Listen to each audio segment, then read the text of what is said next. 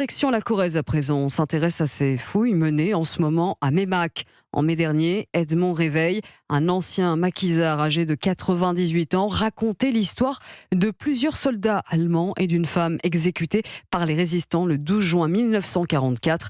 Une histoire gardée secrète pendant quasiment 80 ans. Et c'est à partir de ces dires que l'Office national des combattants et des victimes de guerre a entrepris des fouilles. Maxime Gondelot, ces recherches ont-elles porté leurs fruits ? Eh bien, il pas encore, mais tout n'est pas perdu. Après avoir ciblé une zone susceptible de correspondre au dire d'Edmond Réveil, les recherches n'ont rien donné. Pas de fosse, pas de corps de soldats de la Seconde Guerre mondiale.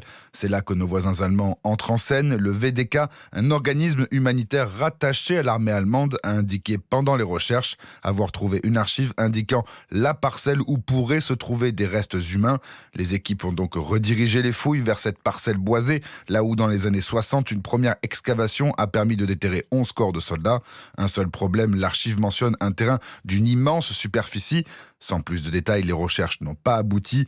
Quelques indices ont tout de même été déterrés. 20 balles et douilles d'armes françaises, allemandes, américaines et suisses datant d'avant 1944 et 5 pièces de monnaie antérieures, elles, à 1943. Des trésors qui prouvent aux équipes de recherche que les résistants étaient bien là. Mais où sont les corps ?